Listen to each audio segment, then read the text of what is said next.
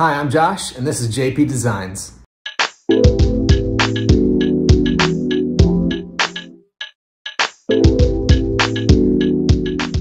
So I got this table saw a little while back, and this is my second review on it. Kind of a follow-up to my first one. I'm gonna show you a few modifications I made, a few things that I like about it, and a few things that I don't like about it, but definitely aren't deal breakers.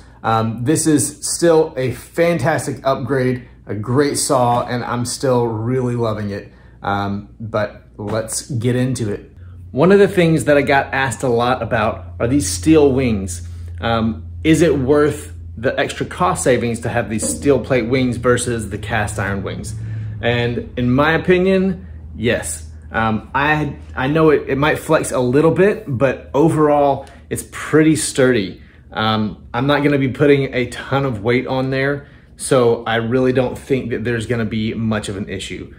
Cast iron wings are something that I was looking for initially, but really I'm pretty happy with these guys.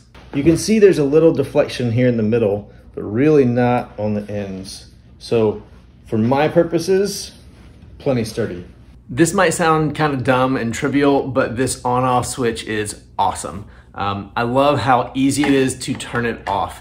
If you are ever sawing something and it's kind of sketchy or your blade catches, you need to be able to turn it off quickly for safety. So being able to reach up with your knee and just hit this off switch, it's a great safety feature. The other thing is this is adjustable on the fence, so you can put it closer to the middle if you need to. I like mine a little out of the way, but easily accessible. There's just a little T-track underneath, and you can adjust where you have that. Making our way along the bottom side of this are these two wheels, whatever you call them, cranks. I don't know what they're called. But they turn really easily. They are easy to lock down, and they are made out of aluminum. So I don't see a whole lot of breaking happening there. The only part that is plastic is the locking knob itself. So really easy to turn up, turn down. I'm a big fan. Another great thing that I like about it is this fence. With the T-track, another great thing I like about it is the fence. With the T-track, I haven't used it yet, but I can see some good uses coming in the near future. It's also, it might take a little bit of adjustment, but it is dead square. So that is also very good. The fence's locking mechanism is pretty simple to use too. Just the quick lock down, and the fact that it clamps on the front and not on the back is a big plus for me. All right, let's take a look at a few things that I found that I don't like. The first thing that comes to mind is that there's no place to put the accessories when you're not using them. So I just have the push stick right here, sitting in the slot on the fence. There's no place to put the miter gauge. I just put a screw going through, or a bolt going through one of these holes, and I have it just resting there for now. It works, so I'm not complaining about it. Now the fence, whenever I start to use sleds more often, that's probably gonna be more of an issue. I'm just gonna have to take it off of the table and set it on the ground, or build a spot on my wall to put it. It'd be great if I could attach it to the table saw, but we'll see what comes from there. So first thing, I wish there was a place to put accessories.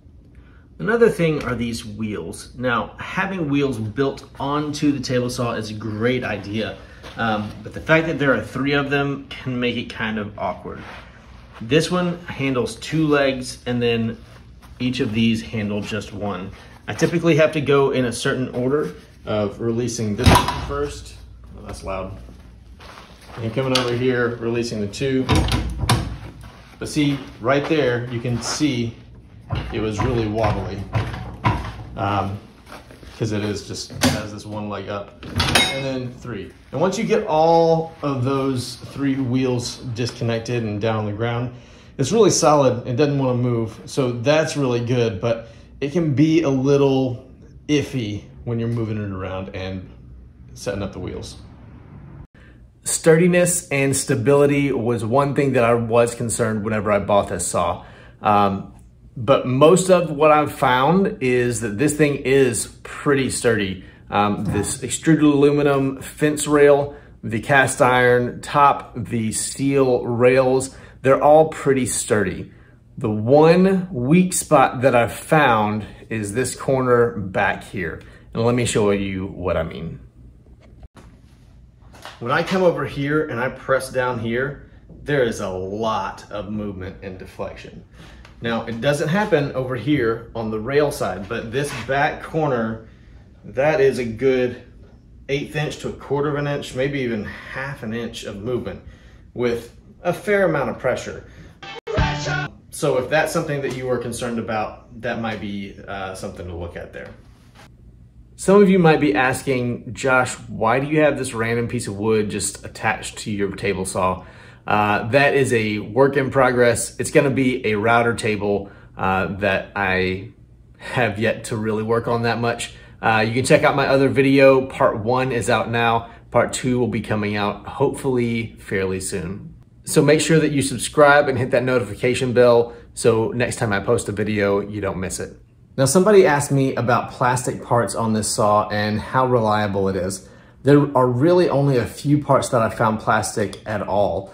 That is the locking knobs for those cranks in the front for the blade, the little window glass thing, it's plastic, but the little window for on that fence to see the measurements, whatever that's called.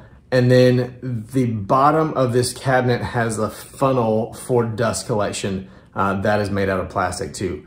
Everywhere else that I can think of that I've found is metal, whether it's aluminum or steel, so it's pretty solid. Speaking of dust collection, let's talk about that a little bit.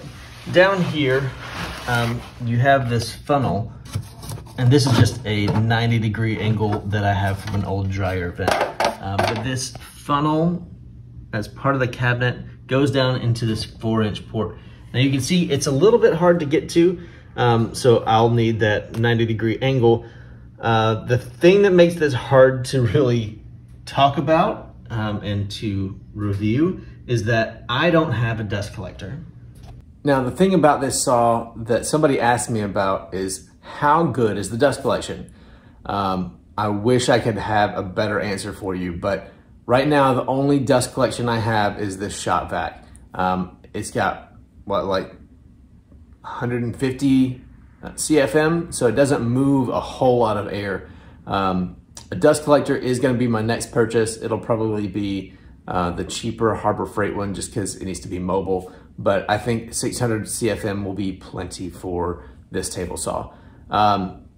So I wish I had a better answer for you. I can say without active dust collection, it's okay. It makes a big pile of dust right there. And I will open up this access panel here and we can kind of take a look here in a second. Speaking of this access panel, this one here on the back and then this one for the motor are both held in by these hex head screws. If you ever need to access them, it's not the easiest thing, but I don't see myself getting in there a whole lot, so not a big deal for me. I cheated and I only have 3 screws holding this in.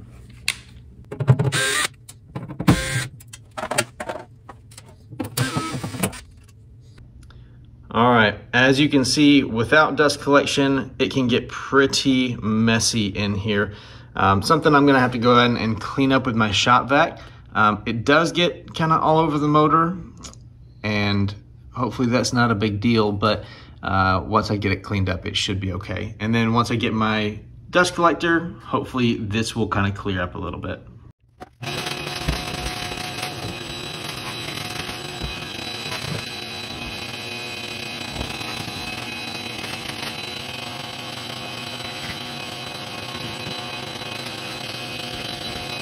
Now, I had somebody else ask me about the performance of this saw. Now, I haven't really put it through stressful situations that much. They asked me if it would cut through 2-inch hard maple.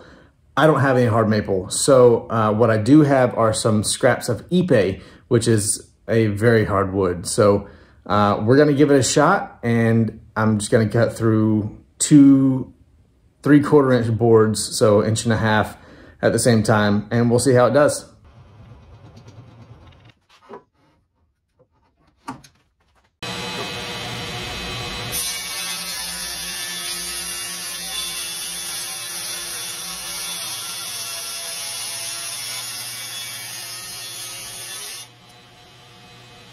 Now that was with a dull 60-tooth saw blade that really should be thrown away.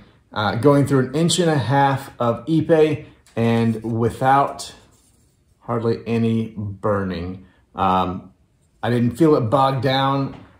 You can see there is dust everywhere, thus the need for good dust collection. But as far as power is concerned, I think I'm gonna be just fine with 2 horses. If you're gonna be cutting a lot of very, very hard wood, you might wanna go with something a little bit bigger, but this is gonna be sufficient for, I think, most of my followers and most people that are gonna be at my level. So there you have it. That is gonna be most of my feedback on this thing up until now. Make sure that you subscribe, like, and share this video if you found it helpful. Please, if you have any questions, don't hesitate to comment down below or send me a message or something. Happy to answer any questions that you might have on this. I have quite a mess to clean up, and I will see you next time.